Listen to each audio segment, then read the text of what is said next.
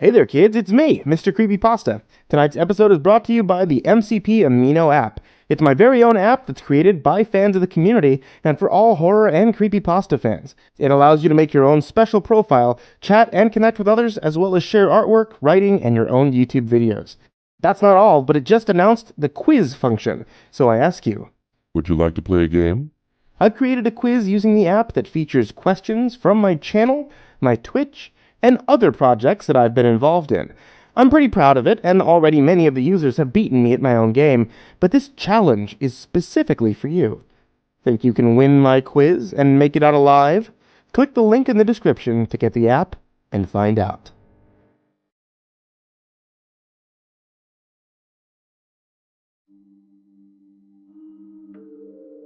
This whole thing started on a road trip around 4 years ago. We left to go from North Carolina to the East Coast, traveling through the Midwest. It was me, my wife Kimmy, her 7-year-old daughter Katie, and 5-year-old son Alex. Everything went fine for the first few days. We took our time with the trip because we weren't really on a constraint in that regard. We stopped at pretty much every landmark one could see whilst making a cross-country trip, but there was one night in a state in the Midwest I won't name that would lead to a series of events that still hasn't ended.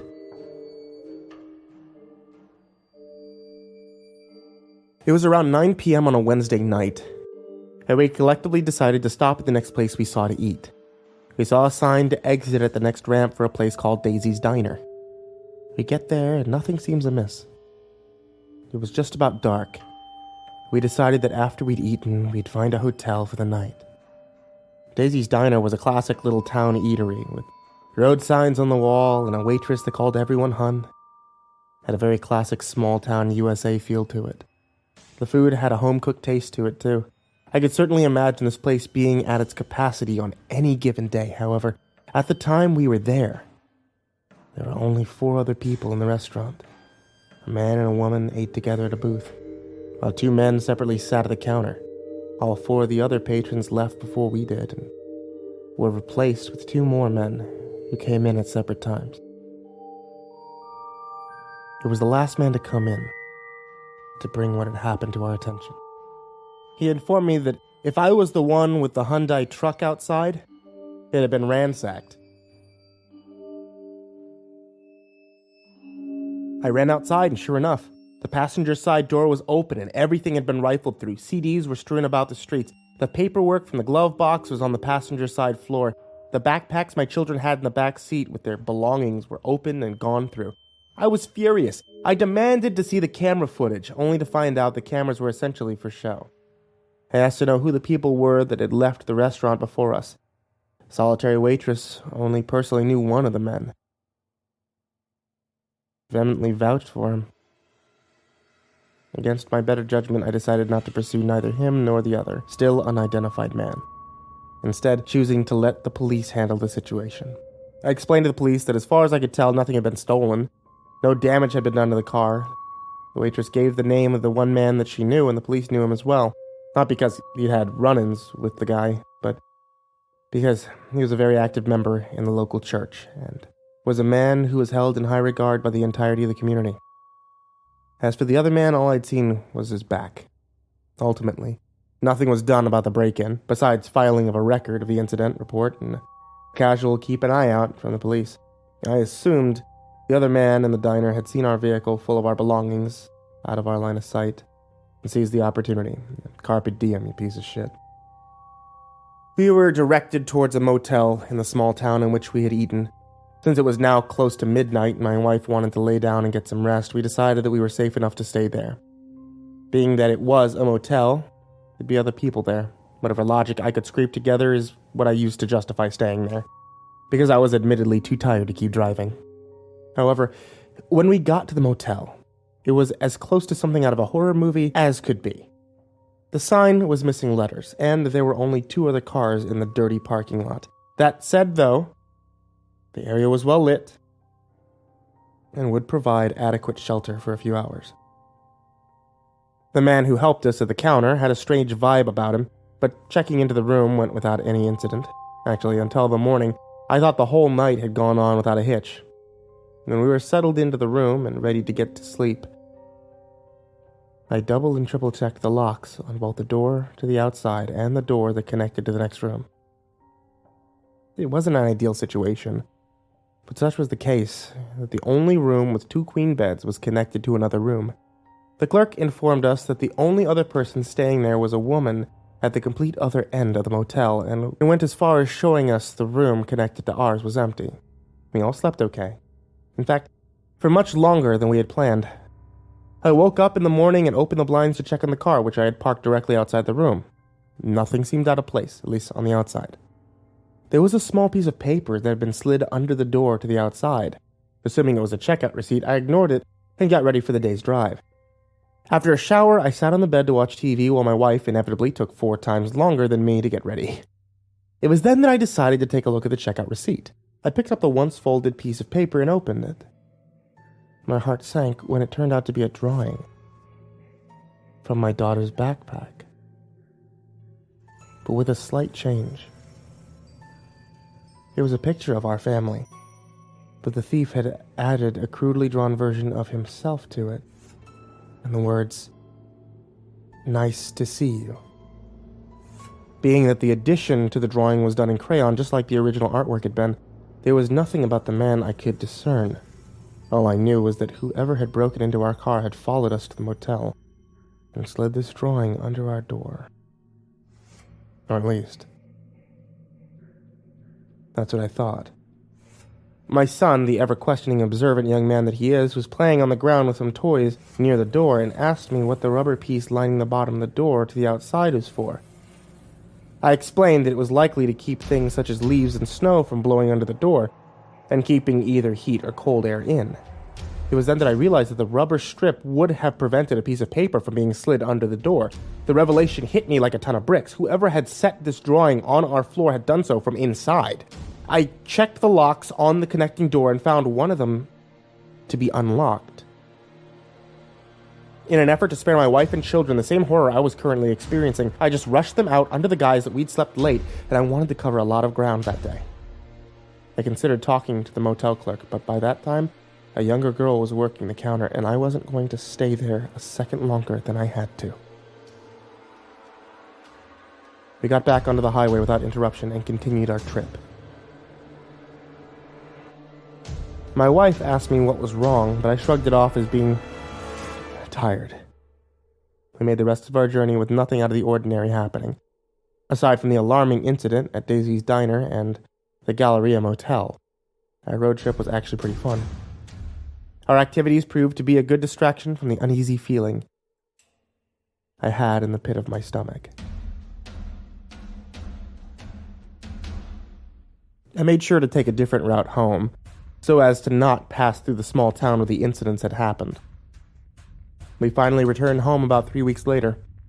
All of our mail was piled up on our front porch, so I grabbed it as I walked back into our house for the first time in nearly a month. Unpacking and getting situated took precedent over looking through the mail, but I eventually got to it. And things began again. Towards the middle of the pile of mail, there was an envelope with no return address. I opened it and found a single handwritten note in a folded-up piece of paper. The girl is very good at pictures. I unfolded the paper and it was yet again another drawing of my daughter. This one was of a black and brown dog. I figured whoever was doing this had gotten our address from our vehicle's registration or some other kind of documents. After going through the car, I informed the police, who did a pretty shitty job of making me feel safe.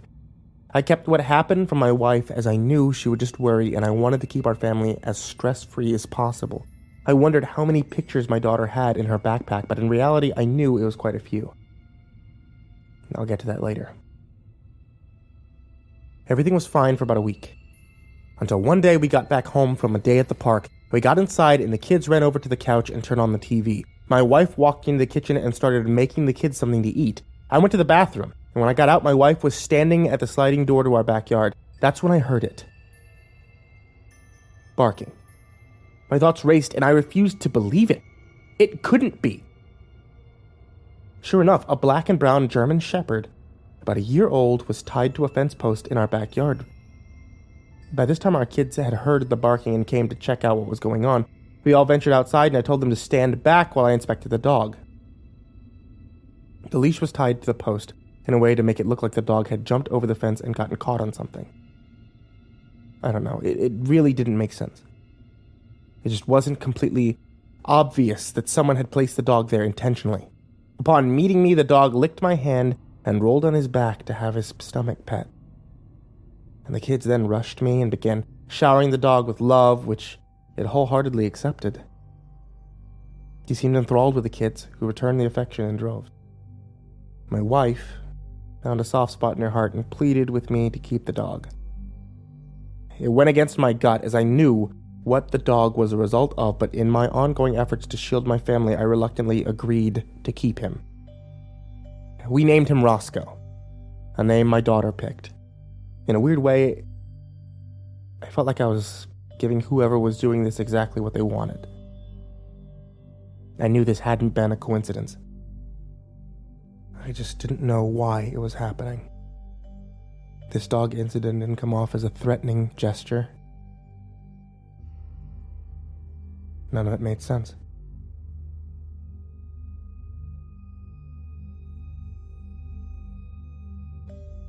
The dog quickly became a member of our family. He took a particular liking to Katie, which of course made me uncomfortable. While I was naturally pleasant to the dog and made sure that he had a good life, there was a part of me that despised him, a part of me that hated what he represented, and that was the fact that there had been a strange man that had personally organized a dog based off of one of my daughter's pieces of artwork being placed in my backyard. I felt like he knew we kept the dog, and that the dog was happy here. I felt like he had done this before, and that he got off on it.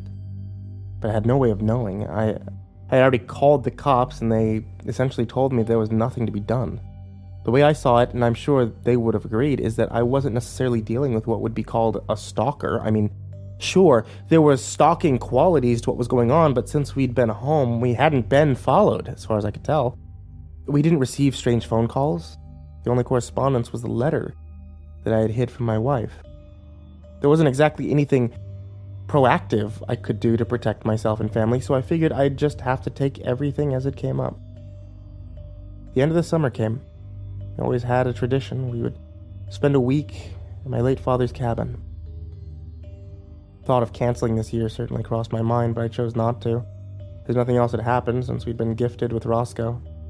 So we packed up the car and made the 4-hour trip to the cabin, which was on the edge of a small town called Long Lake. Long Lake was a small town of cabins that people vacationed at. I don't think there were any permanent residents. The people who worked at the general store and restaurants there commuted from the town about 20 miles away. But this late in the summer, people were scarce, if even there at all. We all arrived at our cabin. A neighbor we'd come to know over the years, an older man named Floyd, who'd vacation there with his grandchildren, was packing up to leave for the year. Apparently he'd spent about 3 weeks up there, much longer than his normal week. Turns out his grandkids were feeling as if they were too old for the annual cabin trip. Yeah, I felt kind of bad for Floyd.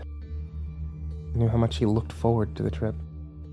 After introducing Roscoe to our annual neighborhood, we said our goodbyes to Floyd, who promised to return the following year, even if he did it alone. And I had the wife and kids start unloading the car while I went and unlocked the cabin. Before I approached the door, I stood there, looked off into the distance over the lake, and breathed in a big helping of fresh country air. Felt like a weight was lifted off my shoulders being here, not having to worry every day. That'd be the day I got another one of my daughter's drawings in the mail. Felt truly at peace, even if only for that moment. That peace would quickly fade, though. When I got to the door of the cabin, it was already unlocked. Now, chances are it was just left unlocked from the previous year. I really had no ground to suspect anything other than that, even with everything going on. There was no way that the mystery man could have known where our cabin was, much less have gotten there before us. I'd kept a keen eye on the rear view on our trip to make sure we weren't being followed, just to be safe, and I had no reason to believe we had. I opened the cabin door and the air was heavy and moist. There was a thick layer of dust on everything the eye could see, amplified by the rays of sunlight coming in through the windows. Everything was exactly as it was a year prior. I breathed easy, taking solace in the fact that it was more than likely myself a year ago that had made me worry so much presently. I walked to the master bedroom and fumbled with the fuse box until the power came on. My family entered my cabin, my children wide-eyed with excitement. They ran to the other bedroom, which contained bunk beds, and immediately began bickering over who would get the top bunk. My wife went back outside to get another round of bags and suitcases while I got the water going. Knowing I had to personally get the electricity and water running gave me even more peace of mind. It meant that no one had been using these utilities in at least the past while, as evidenced by the dust. Things went well for the first day. We got settled, and I put off cutting the grass until the next day. We took a ride on the ATVs and played board games. The next day I took my family to a spot across the lake that we'd taken the kids to every year. Had a small playground and an actual beach. There was a dock a little ways out into the water that my daughter was now big enough to play on while my wife and my son enjoyed trying to catch fish with his hands at the shore. We grilled out, had a nice meal, stayed there until almost sundown. My plan was to cut the grass when we returned home, but as we pulled into the small grassy area we used as a driveway, I noticed the grass was freshly cut. My heart once again sank into my stomach. My wife commented that a neighbor must have done us a favor and went on about her business. I looked around and every other lawn that I could see was still uncut. I knew who had done this. Well, not exactly who, but I knew. I truly was confused at the motivations of this mysterious stalker. So far, he had given us a dog who had quickly become a member of the family, and next he cuts the lawn of our cabin for us? A part of me almost considered just accepting what was going on as it seemed harmless. And that feeling only grew in me when nothing bad happened the next day, but then the fourth day came. It was about 7 a.m. and my wife took Roscoe outside so that he could run around and use the bathroom. She tied his leash around a post that had been designated specifically for him and went inside to start cooking breakfast. Roscoe was a quick learner, and in the short time that we had him, we trained him to do a few things. One of those things was to bark when he was ready to come inside. My wife cooked breakfast, and I woke up the kids. We all sat down to eat. It wasn't until we were nearly finished that Katie asked where Roscoe was. Strange, I thought, that he hadn't barked when he was ready to come in. I figured he was just having a good time enjoying the openness of nature around him. I told Katie that Mommy had put him outside and that I would go get him. Nothing could have prepared me for what I saw when I walked out of the cabin. Roscoe was on the ground, and his throat had been brutally gouged open, so much so that he was nearly decapitated, and then from the horizontal throat cut was a vertical cut down his stomach. His innards had been removed from his body and placed next to him. His blood pooled on the grass around his small, lifeless body. I felt like I was going to throw up. I ran over to him. I looked at his wounds. I could tell that he'd been done by a blade of some sort and was not a random animal attack. Before I did see anything, I ran back to the cabin and told my family to stay inside and not look out the windows. I left before they could question me. As tears streamed down my face at the horror I was currently taking care of, I dug a hole for Roscoe. I gently placed him in the hole and pet his soft back one last time. I truly had come to care about the dog no matter where it come from. I filled the hole with dirt and went to put the shovel back into the shed. I don't know how I hadn't noticed it when I went to retrieve the shovel in the first place, but on the siding of the cabin was a message. A message written in what I assume was Roscoe's blood. It simply said, "Good doggy." I washed the message off before returning inside to my family. The entire time I'd been dreading explaining to them what had happened. I sat my kids down and told them that while we were inside, another animal, probably much larger than Roscoe, had gotten into a fight with him and hurt him to the point where he had to go to doggy heaven. My wife and children cried, and I joined them. None of us could believe that we had just lost the newest member of our family. With this thought, I told everyone to pack up because it wasn't safe to stay in the area with such a large animal on the loose. They abided, and we were on the road within the hour. We stopped at the gas station just outside of Long Lake to get gas, pick up snacks, and use the restroom before we set out on our 4-hour-long road trip. We all went inside, and thankfully, I was the first to come out. I saw it from the gas station doors, an envelope under my windshield wiper. I sprinted to the car in hopes to get it before my wife saw it. I succeeded and immediately checked the area around me for someone, anyone. There was no one. No cars driving in either direction and no one on foot anywhere for as far as the eye could see. I even made a circle both ways around the gas station and did a check inside the gas station itself and found no one that hadn't been there already. I wanted to ask the gas station clerk to see the security camera feed, but a cursory look around the place didn't reveal any cameras. That, and I didn't want to alert my wife to the note that I'd found. I waited for my son to get out of the bathroom and told everyone to wait by the door for me. Inside the bathroom, I opened the envelope and took out the folded piece of paper. This drawing was one of our house that Katie had done about a week prior to our road trip. I remember because I hung it up on the refrigerator when she finished, only for her to take it down to put it in her portfolio. This one depicted our family in a swimming pool in our backyard. The addition to the scene was the same crudely drawn man standing behind the fence with a pile of wrapped presents next to him. There was writing on the back of the picture this time too. We are a happy family.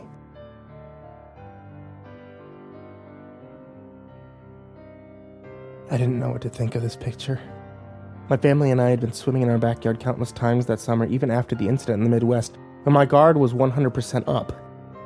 I was positive no one had been spying on us. My only rational guess was that the man had used the pool in place of the lake that we had swam in days prior, and the fence to be the tree line from which he could have been spying on us.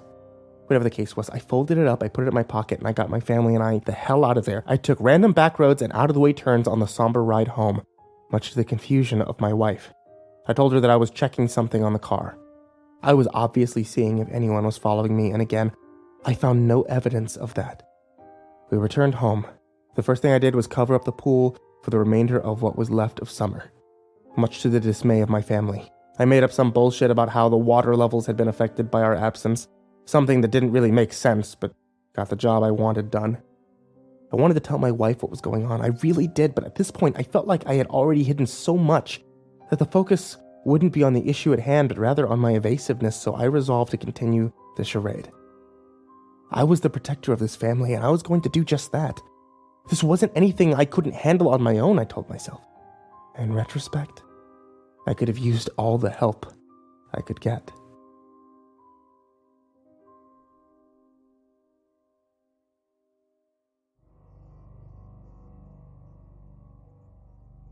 Things were fine for a few months, with nothing eventful happening. I found myself going crazy at the notion of not being able to do anything about what had happened. I had forced myself to accept that the pool in the picture was a stand-in for the lake, and that this person had been watching us. I didn't know what to make of the presents, though. He'd already done what he did to Roscoe. I thought maybe that was the present, but then he had already given the picture of the dog back to us when he gave us Roscoe, so that wasn't it. Also, in this time, the kids went back to school, something I was especially apprehensive about. I had to quell my worries, though, as not to alert my wife as to why I didn't want to leave my kids, ever. Luckily, as I said, for the first few months after summer, nothing happened. I was at a point where I felt more at peace than I had since this whole thing had started. And then the Christmas season came. We had just put up our tree, hung the ornaments and all, and we had a nice family dinner that night. I remember it vividly. Everything was great. Kids were excited for Christmas. My wife and I were a little less excited for Christmas shopping at the sardine can we referred to as the Christmas time mall in our town. Our kids were doing great in school. My wife and I were excelling in our careers, and most importantly, there had been no contact with the stalker. The only thing that had happened in this time of any importance was that my wife sort of called me out. She detected that something was wrong by my general attitude of worry all the time, but I played it off. We talked for a while about all sorts of things, but we were happy at the end of the conversation. My rationale was that perhaps this was all over. Why bring it up now? We all went to sleep happy. Now, I'm a heavy sleeper. That night, though, I woke up at about 3:30 in the morning. Normally, if I wake up thirsty, I'll just soldier it through and fall back asleep. For whatever reason, though, that night I got up and went to the kitchen for water. As I went to walk back upstairs, something made me turn my head towards the tree. The moonlight coming in through the window illuminated the tree, and that's when I saw it. There was a present. I quietly but quickly made my way over to it and picked it up. It was a small box, wrapped in a green Christmas-style wrapping paper. There was a to from card with a bow tied to it, though. The from was just a smiley face. The to was to Katie. I remember standing there for a moment in utter shock. This man had just been inside of our fucking home. Before I did anything else, I went through the rest of the house top to bottom, making sure that he wasn't still there. I went and checked on both the kids as well as my wife. When I felt satisfied after what felt like an hour of useless searching, I went back to the gift, tore the wrapping paper off, and ripped open the box, and inside was an envelope and a videotape. Yeah, a videotape. Like what they used before DVDs. I opened the envelope already knowing what it was going to be. Another one of my daughter's drawings. I unfolded the paper, and sure enough, this one was of a princess my daughter had drawn. The princess was dressed in a pink ball gown with a tiara and a wand. The addition to this drawing was what I assumed was a pool of blood beneath her, and in the corner a tiny drawing of the man himself holding what resembled a knife. This one really got to me. I didn't know if my daughter had drawn the picture imagining herself as the princess or if the man himself had seen it that way. I had no way of knowing. I got rid of the box and wrapping paper so my wife wouldn't find it and put the drawing and videotape in with my work things. The next day, I went to a pawn shop and picked up a VCR. Got it for $3, can you believe that? Anyway, I went home while the wife and kids were gone. I went to the basement just in case they came home. I hooked up the VCR to the older television that we had down there in my makeshift rec room and inserted the tape. Before I pressed play, a million different things ran through my mind. I wasn't sure what I was about to be watching. All I knew is that I wasn't going to like it. I was expecting to see video footage of my family shot from a hidden location. The first image was of a dark room with a white sheet hanging over a wall, running onto the floor, like a green screen. A person walks out from behind the camera, but not far enough to make out any kind of description. He's off to the very far left side of view. Only his right shoulder is in the frame. I hear a creaking of sort, like something opening. Then I hear whimpering. A little girl whimpering. I hear a voice whisper, "Go!" And then out walks a little girl about 8 or 9, dressed as a princess. She was a spitting image of my daughter's drawing. Pink ball gown, tiara, and wand. She walked to the sheet and turned around, now facing the camera, tears streaming down her face. The man went behind the camera and picked it up, his voice filled with a hushed static that loomed over my basement. He quickly whispered, "Do it! Do what you're supposed to do!" The girl started outright sobbing. A hand flies into frame and smacks the little girl. It made me wince. She stopped crying and began to act. She curtsied and introduced herself as Princess Penelope. That was the title of my daughter's drawing. Between sniffles, she went on to say how she was so happy that she had been rescued by her prince, and how he had taken her to a huge castle to live happily ever after. She started sobbing again. The man's voice spoke again, this time more sternly though, still in a whisper. "Keep going." The girl sniffled herself back to a point where she could continue. My daddy was mean though. He didn't want the prince to rescue me." My heart sank. I felt as if this was all allegorical to my daughter. The girl continued. "So now the prince is going to punish me because my daddy wasn't nice to him." the camera set back on the surface that it was on when the video started. The man then storms at the little girl and she screams as he begins to stab her repeatedly. I couldn't watch, so I turned my head away. The sound was even worse. Her screams that will never leave my mind. The man grunting as he stabs the knife into her will forever be burned into my ears. I looked back because I had to know who this man was. Every part of me had hoped he was foolish enough to show his face on the tape. I knew he wouldn't. And of course, no such luck. In fact, he was wearing a mask of some kind. When he was finished, he intentionally walked around the camera's line of sight, leaving only the poor girl's lifeless body in the frame before shutting the camera off. I vomited. Repeatedly.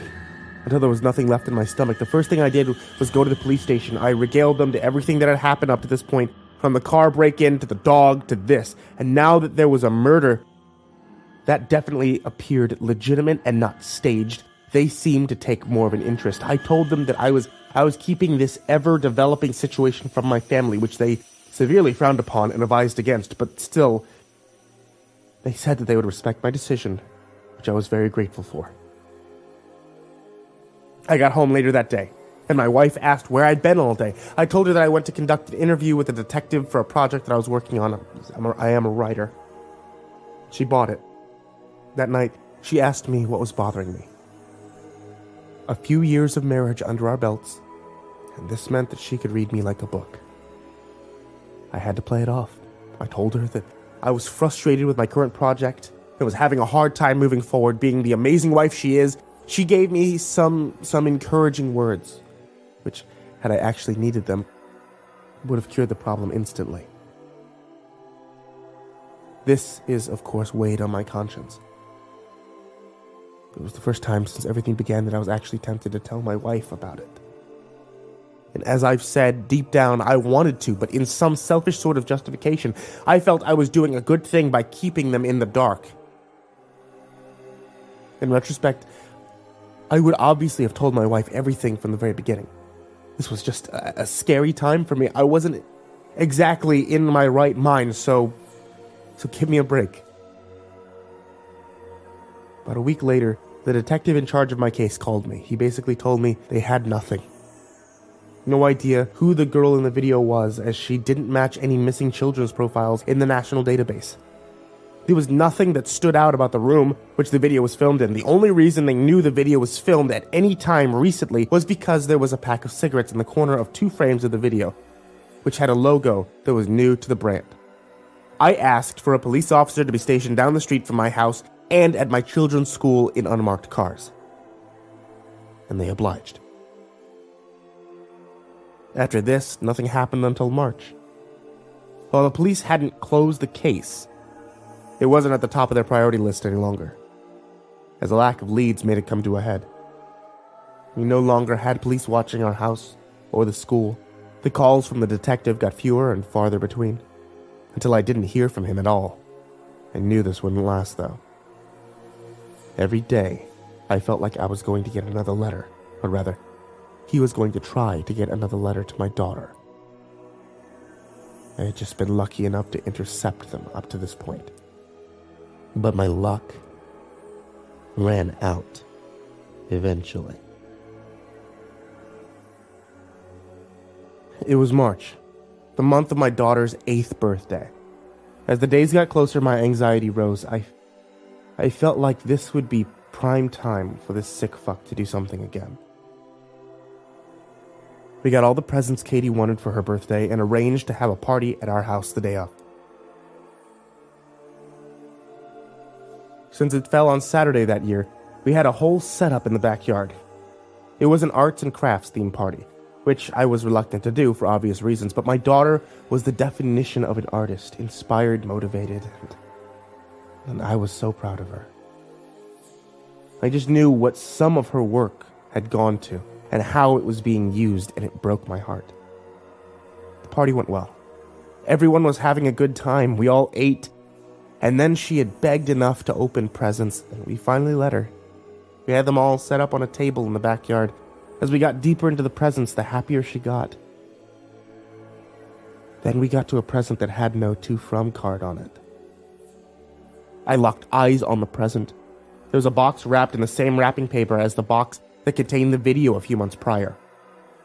He had won. I couldn't jump up and rip the present out of my daughter's hands without alerting my wife of something. I also couldn't let her open it. I didn't know what to do. I didn't have enough time to think. I hadn't even expected this. She opened the box. She pulled out one piece of folded paper. I dropped my head. What was it going to be this time? Then she said it. "It's one of my pictures that was stolen," she said with a joyful tone in her voice. She clearly didn't understand what it meant. My wife looked at me. I just shook my head. My wife stood up and took the picture from her, followed by the box.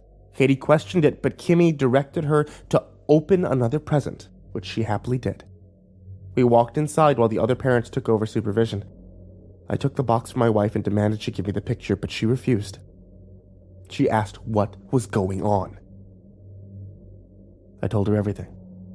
Told her about the motel, where Roscoe came from, what happened to Roscoe, the videotape, the police reports. I told her about it all. By the end, she was in tears, and I didn't blame her one bit. She was furious at me for keeping it from her. She was right to be. But I had felt like I was doing the right thing. At least we had kept our daughter from seeing whatever was inside the box, and that acted as a silver lining for my wife. After I told her everything, my wife opened the picture. This one was a painting. You have to understand that when I say my daughter is an art fan, it's because one medium just wouldn't do. She draws, paints, uses crayons, markers, oil, pastels, chalk. Anything that can create an image, she utilizes. She makes pictures of absolutely everything. People, places, things, you name it. She's made a picture of it. She always said that when she grows up, she wants to be an artist. And that she wants to draw the world. It's actually really inspiring. She kept every piece of her work in what she calls her portfolio. When this madman took it from her backpack that night at Daisy's diner, he took a piece of her. This picture was of our son, Alex. The addition was apparent. A set of bushes was painted with a crude depiction of the man inside them, to the side of our son. On the top of the picture was a message scribbled in red pen. "Me and your brother are friends now. When will we be friends?" This sent a chill down my spine. All sorts of scenarios went through my head. Had this man talked to our son? My wife ran outside to get him. I looked in the box. It was a set of sketch pencils. On it was a formal note. "Never stop drawing." My wife and son returned to the kitchen where I was in a cold sweat. We asked him over and over if he had spoken or seen any men or women that he didn't know recently, and he denied it. We told him he wasn't in trouble, and he insisted that he hadn't encountered anyone he didn't know. We asked him if maybe it happened at school during recess, and he insisted nothing like that had happened. I believed him. He was a smart boy. My wife wasn't so sure. She politely ended the party as soon as the presents were finished being opened, and one by one the children were picked up by their parents, while their parents, who were there, persistently asked if everything was okay. We said everything was fine, just that we had a family emergency. The police asked my son the same questions we asked, and got the same answers. The detective came to the same conclusion I did, that this particular incident was meant to scare us, but had not actually happened. Because of the long period of time between happenings, police advised us to begin questioning friends to make sure that we weren't victims of an elaborate prank. This would have made me laugh if it hadn't made me nearly blinded with rage. The man who was doing this was a killer I'd seen with my own 2 eyes. I knew this wasn't a joke. Things again calmed down for about a month. Every day my wife was checking the mail. I didn't know if she was hoping for a new letter from the stalker to be there, or if she was relieved that every day there wasn't. It began to take a toll on our marriage. Kimmy abhorred the fact that I had kept something so serious from her. I began to resent me for it. She never did get over it. And again, I don't blame her one bit. Towards the middle of April, the kids and I returned home after I picked them up from school, and Katie was upstairs to put her things away and start on her homework. She came back downstairs after about 2 minutes and found me in the living room. Her words felt so heavy on my ears that it physically hurt. Daddy, someone left a letter for me. I swallowed the lump that had instantly formed in my throat and stood up so fast that the chair I was sitting on slid backwards across the wooden floor. I ran across the room and grabbed the letter out of Katie's hands. Dear Katie, I would like so much to be your friend. I don't have a lot of friends, but your pictures make me so happy, and they're so good. You are a very, very good artist. And to be a friend with someone so talented would be so fun. I don't think your mommy and daddy would want us to be friends though, so maybe it could be a fun secret. I want you to draw me lots and lots and lots and lots of pictures so that I can look at them all the time. I hope we can be friends. The letter was left unsigned. I was hit with a flurry of emotions, sadness that my daughter was now directly being involved with this, rage that this man continued to haunt my family, unscathed by the attempts to find out who he was. And perhaps most prevalent of all, fear. That I was virtually defenseless against this unseen threat. I called my wife, who immediately came home from work. We told the police about the letter. They took it for evidence and tested it for fingerprints, which of course garnered no results. My wife and I had a long talk. We weighed our options. It came down to keeping the kids in the house and or with us at all times, including taking them out of school and all extracurricular activities, or moving away, which we chose the latter. We put our house up on the market. We moved out within a week and a half. After staying in an apartment in a different city until May, we then moved to a single-story ranch in southern Colorado. We got the kids enrolled in school. My wife transferred hospitals. All in all, the move wasn't too difficult of a process, and for about 5 months, it seemed like it had worked. There was no signs of the stalker. Our summer went by without a hitch. We took a successful road trip to Florida, which the kids loved, and my wife and I repaired the strain on our marriage. Things seemed to be looking up for our family. That is, until we returned home one afternoon in late September. My wife got the mail and we had a letter from an attorney. Its contents were the details of going over my mother's will. My heart sank, like it hadn't in quite some time. My mother wasn't dead. I immediately got my phone out and called her. It went directly to voicemail. I was panicked. I didn't know what to do. I called my aunt and again received no answer. My whole world was crumbling around me. I finally thought to call the retirement community my mother lived at. And when I asked to be connected to her room, I breathed a sigh of relief when I was told, "One moment, please." The line rang and rang, until finally the phone on the other end picked up. It was my mother. "Hello?" she said, her voice sounding as sweet as ever. "Oh my God, you okay?" "Well, yes, sweetie, I'm fine. Why do you ask?" "I just gotta..." And that's when it occurred to me. He had done this. He had found out where we lived. And he had fucking done this. I stuttered for a moment before I told my mom I loved her and that I would talk to her soon. My wife asked me what I was thinking about and I told her. She agreed. This was a sick joke. When my wife sorted through the rest of the mail, there was another envelope, and this one addressed to Katie. And it was a picture she had drawn of Grandma. The addition to the picture were 2 dark X's over the main subject's eyes. That image will forever be imprinted in my brain. It made me physically ill at the time. I cried. I felt I had no way of protecting my mother. No, not without leaving my own family vulnerable. I called the detective that had been on the case back in California, and I told him the news. He agreed to put an undercover officer at my mother's residence community for the next 2 weeks, something that gave me at least a little peace of mind. Thankfully, nothing happened to my mother. The sick joke was just that, jokes. I was at my wit's end for the whole situation. I felt as if it would never stop. The next period of silence would be the longest one, 7 months of no contact from the stalker. And then something happened that jump-started my desire to get to the bottom of this whole situation. I received a box addressed to me with a sad face as the sender. I opened it, and I found a small child's hand. It was badly decomposed, but the fingernails had been recently painted. The fingertips were burnt down to the points that any type of identification would be impossible. Along with the hand was a Polaroid of a smiling little girl. It was the girl from the video I had received so long ago.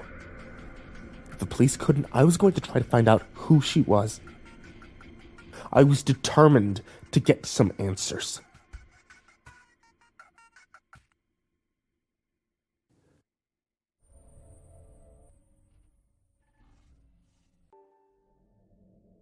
After making a copy of the picture, I took the contents of the package I'd received to the police. Just as I'd figured, the fingertips were much too damaged for any kind of identification. They checked the box itself for DNA, but it was, of course, wiped clean before being sent to me. The only fingerprints on it were from the male personnel, who all checked out. They said they would keep the investigation open, but that was the same thing they'd said so long ago before then. I definitively decided I was going to check it out for myself. I told my wife that I had to go out of state to do some research for my current project. I'm pretty sure she knew I was lying, but she let me go without too much of a fight. Not wanting to leave my family without their primary protector, we set up an elaborate plan to transport each of our kids to different places. Our daughter went to my sister's house in Wisconsin. My son went to my wife's parents back in California. I said elaborate because we had other people help out with the decoy cars in the respective states for each trip to make certain that they weren't followed. Once I felt my kids were safe, I made sure my wife was comfortable staying home alone, which she assured me that she was. I made sure that she had ready and immediate access to the gun that we kept in the house just in case, and I set off for the Midwest. After just about 15 hours of driving, I arrived to the small town that was the home to Daisy's Diner, which I decided would be my first stop. I pulled into the lot that I hadn't been in since the car was first broken into. It was dirtier than I remembered. The lot was littered with assorted garbage. This time, I parked directly in front of the large window of the building, so I could see my car from the inside. I walked into the restaurant, and the first thing I saw was the same waitress that had served my family and I during the first visit. Only this time, I took note of her name. Roberta. There's a few other people in the restaurant. 2 men eating together at the booth, a man and a woman eating together at another booth, and 3 men eating separately at the counter. I didn't recognize any of them. By her demeanor, I determined that Roberta didn't remember me from our previous meeting. I sat down and she asked what I wanted to drink. I told her that I wasn't there for a meal. I took out the copy I'd made of the picture of the little girl and asked Roberta if, by some miracle, she had any idea who the girl in the picture was. She looked at it for what seemed like a long time, but ended up telling me that she didn't recognize her. As she handed me the photo back, one of the patrons said loudly, "What the hell is going on out there?" I looked to him and saw that he was directing his attention outside. I spun around and there was a hooded man standing at the driver's side door of my car. I immediately got up and ran outside, and as soon as I got to the door, the man took off running. I gave chase around the corner of Daisy's, and that's when I blacked out. The last thing I remembered seeing was a mask under a hood, and something solid hitting me across the side of my head, knocking me unconscious. When I woke up, I was in the dark. I wasn't bound or gagged in any way, but I couldn't discern my surroundings. I found myself able to stand up straight, and when I did, about 25 televisions all around turned on at once. They were all showing static with the volume on full blast. I yelled, "Hello?" at the top of my lungs. But the sound of my voice was drowned out by the static. Then so suddenly that it made me jump, each of the screens changed to a picture. It was the same room I'd seen in the video of the murder of the little girl. The same white sheet was hanging up, draped onto the floor, though this time, blood stained the bottom portion of the sheet. I assumed it was the little girl's blood, but I had no way of knowing if that was his only victim. Somehow, I doubted it. A man came in the frame, but kept his back to me for the entirety of the video. He spoke to me in a high-pitched yet gravelly voice. The best way I can describe his tone was it was childlike. He spoke exactly like a child. "Hi, Katie's dad. I'm glad you got my present. I don't want to do no harm to your daughter, the greatest artist. I just want her to be my friend and draw me pictures. I sent back the ones that weren't my favorites, but I've kept the ones that are my favorites, and those are mine now. All I want is friendship with Katie. Katie. She's just a very good artist. But you won't let me be her friend.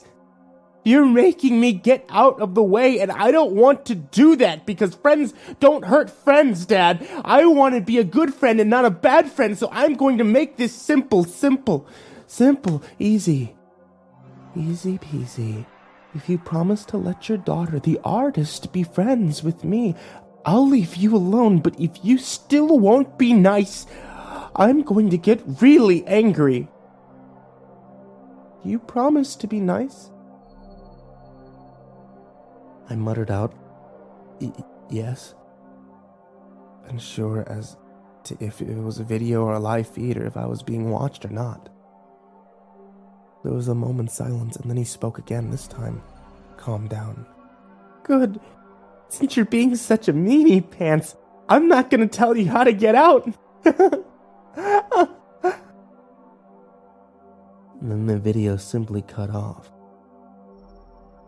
Now once again in complete darkness, I felt the walls around me for some kind of door. I had noticed that behind the televisions the space went farther back than I could see. I tried my best to move the TVs, but there was some kind of old 50, 60-inch set that couldn't be easily moved. I then thought to feel around the ceiling, which was just above my head. And at one point I was able to push up and sunlight slipped out through the cracks. Locked by nothing but a flimsy latch, I quickly got out and found myself in the middle of a large forest. There was a bag next to the hatch door that had all of my belongings in it. I took out my phone, which had a little signal as possible while still actually having some, and used its built-in compass after unsuccessfully trying to place a 911 call. After walking west, not sure why I picked that direction to head in, for about an hour and a half I came to a road. And after going north for another 45 or so minutes, a truck pulled up and asked where I was headed. I told him Daisy's Diner. At that point, we were only about a half hour from the restaurant. I guess I'd walked the right direction after all. The man was quiet. Didn't ask me any questions, much to my appreciation. He dropped me off at Daisy's and nodded his head as a goodbye, shaking his head at the offer of me buying gas for the help, and sped off. I got in my car and looked in the mirror. I had a cut on my forehead that had been stitched up and cared for. Still hurt like a son of a bitch. I realized that after I finally had a signal on my phones, they came to me. And I took them back to the place I was held. The first thing they told me was that there wasn't anything in any direction for miles. No businesses, houses, cabins, nothing. They searched the hatch that I'd been in, but found all the televisions to be smashed and the cords cut. They searched behind the TVs where I'd suspected there being a tunnel. But just around a small bend it stopped. Like it was the beginning of a tunnel that never got finished. They again took a report and examined my injury, saying that it had been properly stitched and treated. In the end, I was dropped off in my car at Daisy's and told that I'd be called with any further information, as they'd be investigating the area around where I was held.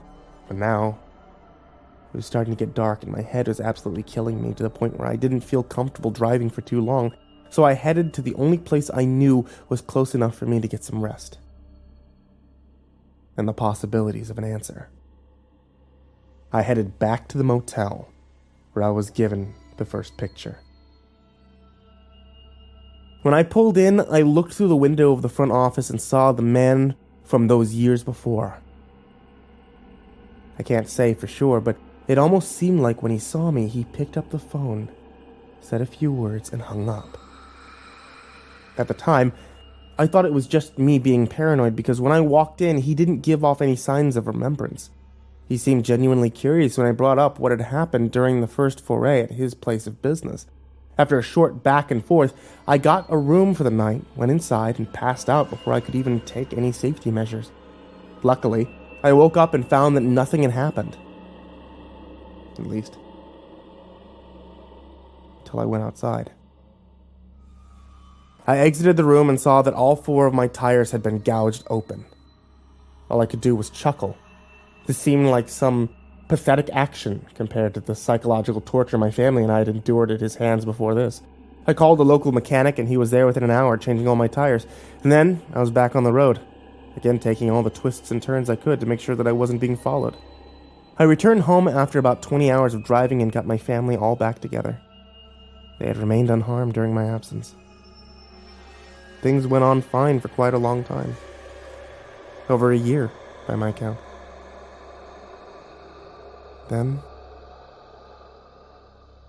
one night,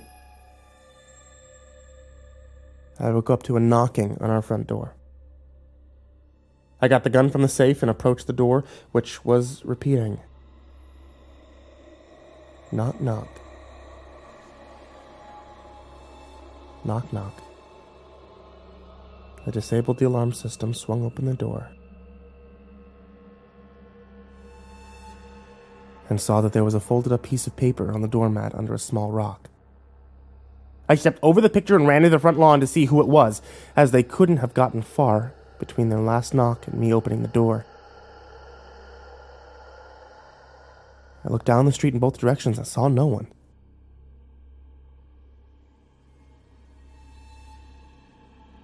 I'll admit I wasn't quite thinking clearly. Even with the adrenaline, I was still half asleep. And I turned around and walked back to my door. I picked up the piece of paper off the ground and walked in. After closing and locking the door and resetting the alarm, I opened the paper to see which picture it was this time. This particular picture was a self-portrait Katie had done. Full-body drawing of herself. The addition to this one was that another thinly drawn version of the stalker was present, holding my daughter's hand. Katie had written above the photo the word me, but now there was a bold X through it, and written next to it was us.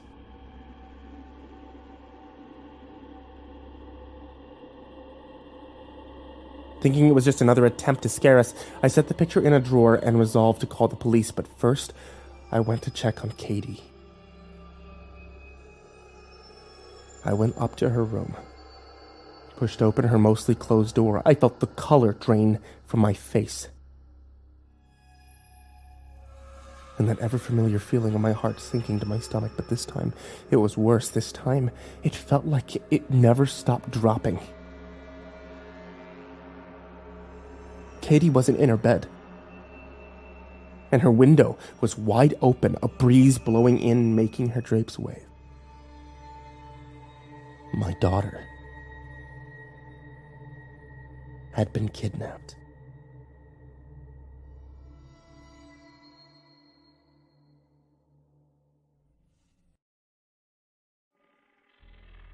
On May 18th, 2015, Caitlin Lorraine Boddick was kidnapped from our home in Colorado. Even in the absence of activity from our stalker, we had never let our guard down, although my wife and I agreed that we had a gut feeling everything was a thing of the past. We thought we were free and clear. Obviously, we couldn't have been more wrong. Me, my wife, the police, and the security company who had installed our alarm system agreed that the man or men waited until I disabled the alarm, then went in through the window and got Katie. Knowing that made me feel as if it was my fault. I was absolutely devastated. Strong efforts to find Katie were made over the following 2 months. Search parties, news segments, canvassing. Detectives even went to the Midwest and questioned employees and patrons at Daisy's Diner about our first incident that seemed so long ago. But nothing turned up any leads. My wife blamed me. She became very distant,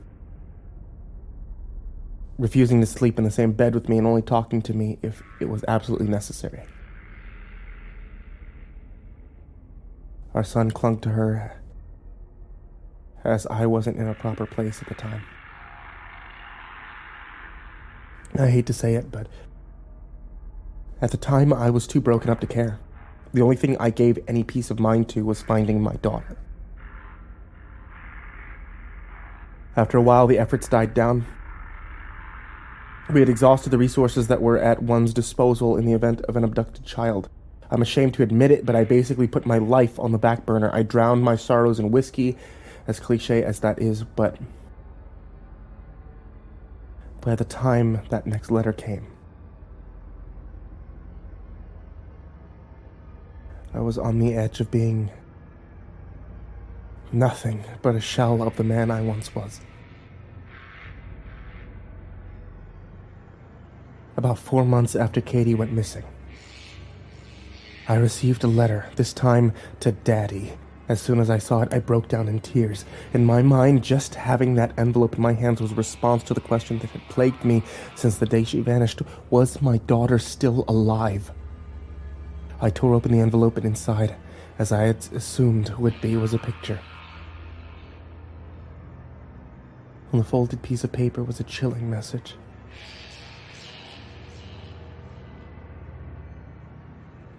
I'm home now.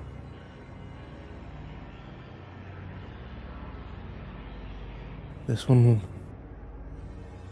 was one I'd never seen. It was a landscape. There were lots of trees.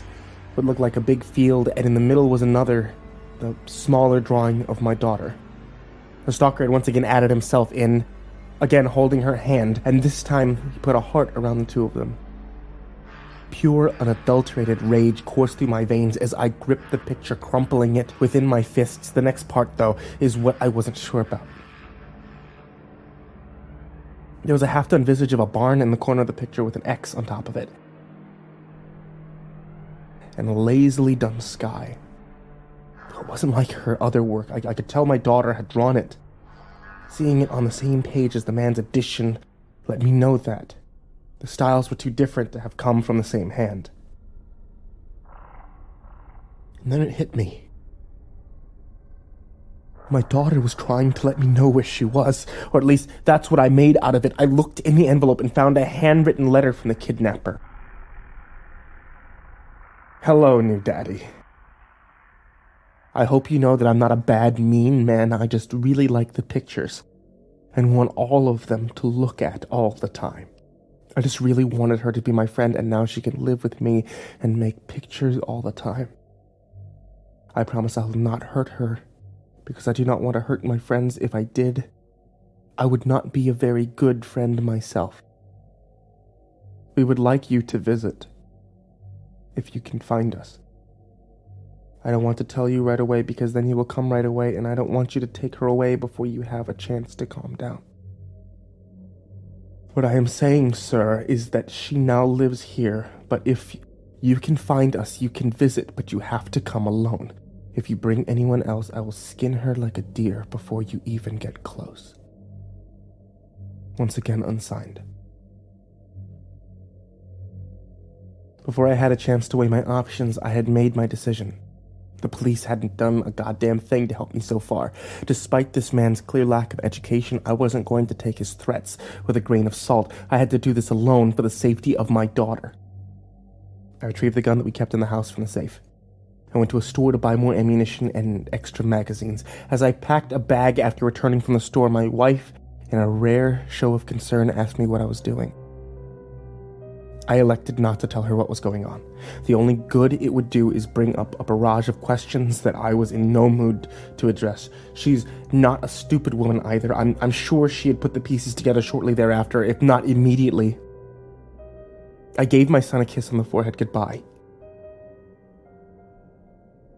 and I set out on the road towards the place this all began. Daisy's Diner.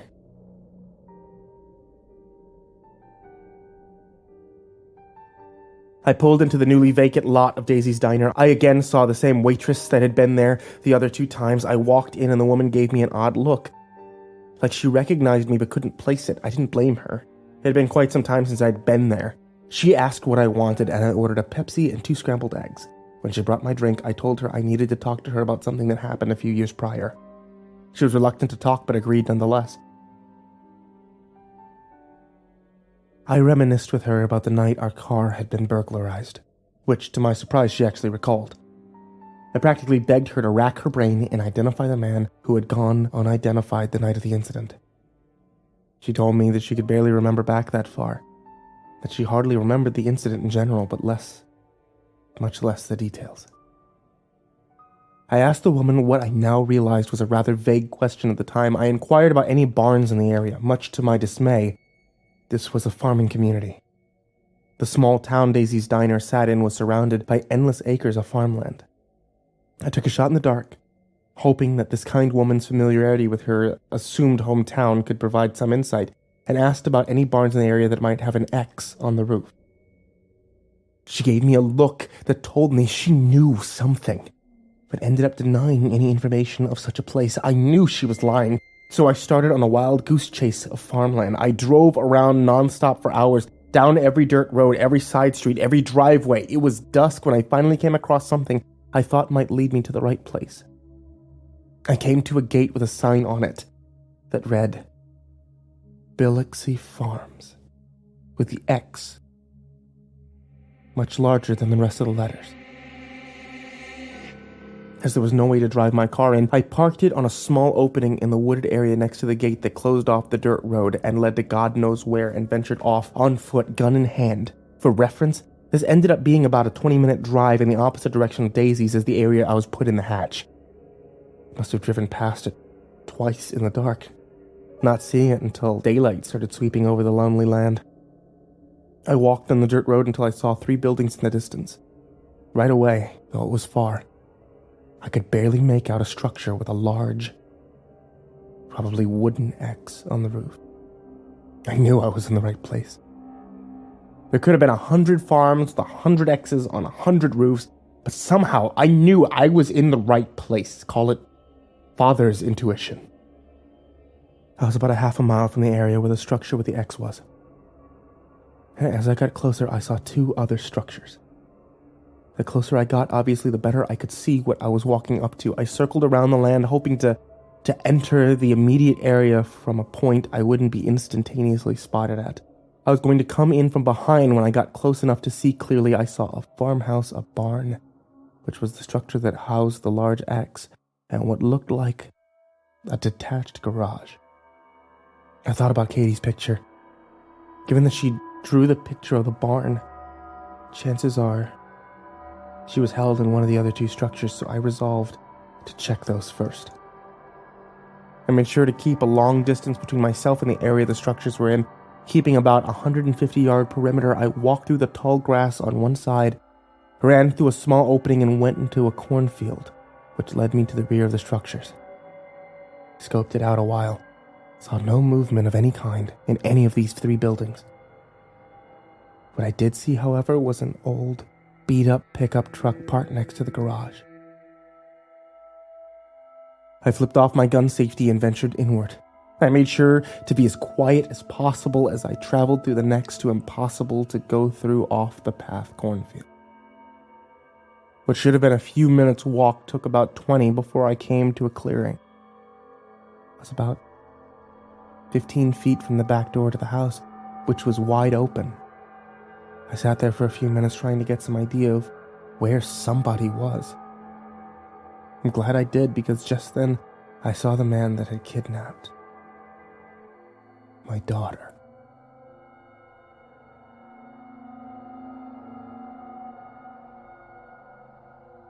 All those years earlier, while we were eating our meal at Daisy's diner, a man came in and told us that if we were the ones with the Hyundai truck outside, that it had been broken into. The man who told us was the man who did it.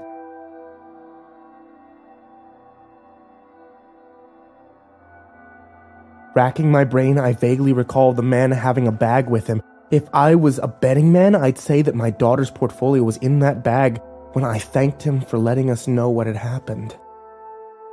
I felt sick. He was one of the only people I hadn't considered as a suspect. Given all the commotion, I hadn't even registered the man's odd voice in my brain. Thinking back, if I had paid more attention to his voice, I'd have known it was him right away. My eyes filled with tears, but I got my bearings and got back on track. The man walked out the back door and over to the detached garage. When he entered, I made a break for it. I sprinted across the backyard and leapt up the 2 stairs directly into the house. I still had no idea if anyone was there, but I didn't care. I was blind with determination, thinking quickly. I ran to the door that I hoped would lead to a basement. It was my idea that the area the video was filmed in was the basement. I closed the door behind me and headed down the dark hallway, creaking loudly with every step I took. I made it to the basement floor and used the flashlight on my phone as guidance. There were dead animals, lining up on the ground in some sort of pattern I didn't care to figure out. Then I shined the light on the wall. Every foot or so, save for a few empty spots, there was pictures that my daughter had drawn hanging on the walls. It made me sick, but if there was any doubt that I was in the right place before, there definitely wasn't one now. I stepped my way around the dead rabbits, cats, dogs, and small animals like gerbils and hamsters. There must have been 100 animals down there. It smelled like absolute death. And into another area. Sure enough, it was where the video was filmed. The sheet hung from the ceiling, draping onto the floor, bloodstains still spattered over the bottom of it. Now that I knew I was absolutely in the right place, I decided to stop sightseeing and just scour every inch of this hellhole until I found Katie. Then I heard the screen door open upstairs. I stood in silent wait as I heard the floor creak above me, doing my best not to gag on the putrid smell that engulfed me. The walking upstairs stopped for a moment, then picked back up as whoever was there walked back to the back door and exited the house once again. I checked the rest of the basement, but she obviously wasn't there. I quickly made my way back upstairs and back into the kitchen. I walked through the threshold into the living room, which was nothing short of being a product of hoarding. There was garbage covering the entire floor. What could once be used as a couch was now a home to maggot-filled takeout containers and empty soda and beer cans. To my left, there was a stairway leading to a second floor where I saw something highly disturbing.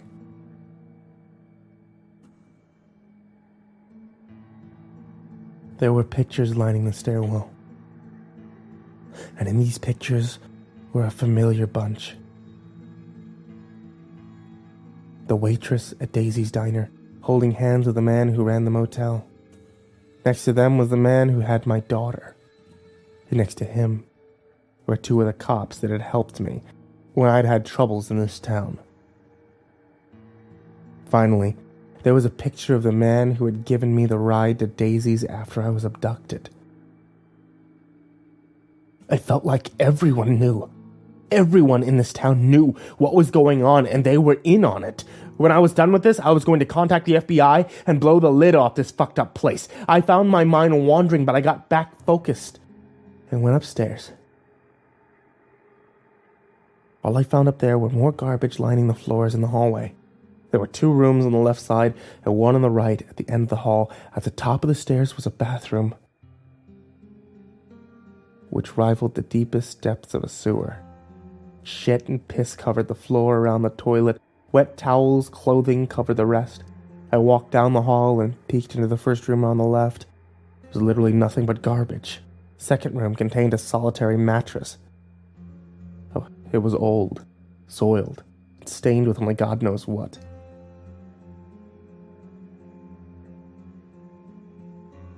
The room on the right held nothing of any importance either. Except that when I looked in, I heard the door close once again. I stepped into the room and hid behind the door. I heard footsteps coming up the steps toward me. My first reaction was to go to the window, so I did. As quickly as I could, I got outside and shut the window behind me. I stayed up there for a few minutes and then saw the man go back into the garage. I had a feeling that's where my daughter was. I crawled around the roof and climbed down a lattice to the ground. I sprinted over to the garage and took a peek inside the back window. It was set up like an art studio. The man was sitting at a desk, drawing.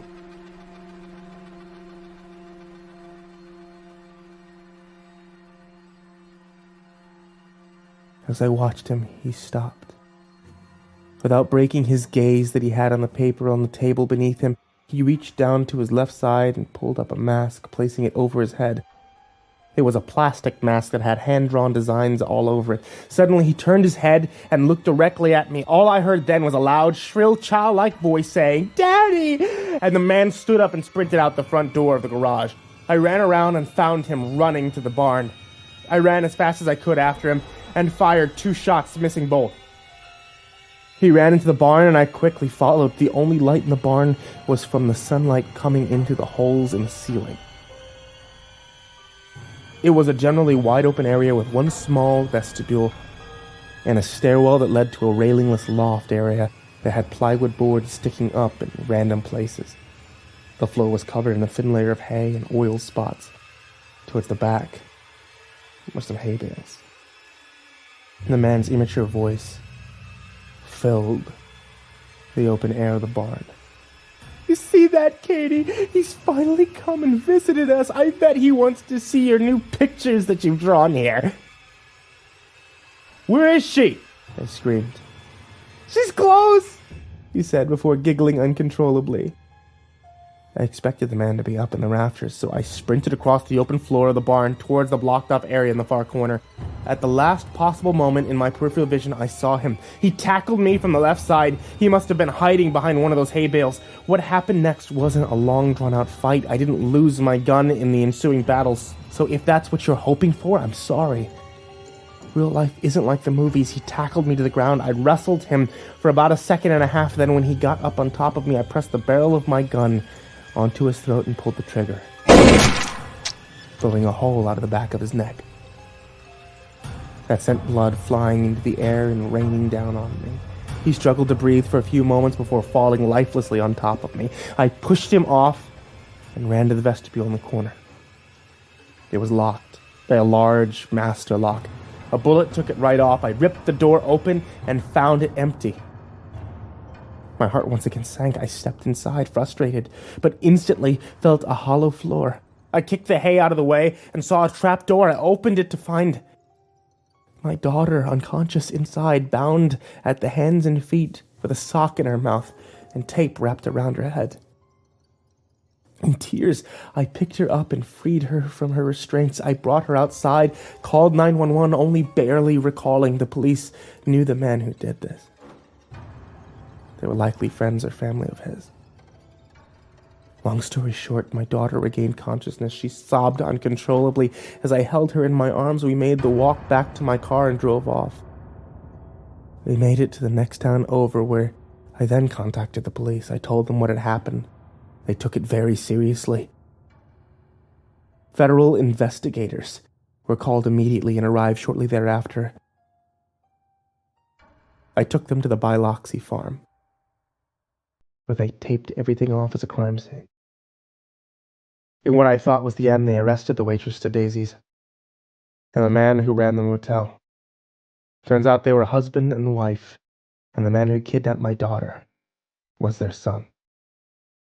I learned a few months later, after the motel owner turned state's witness against his wife, that the wife and son had a child together.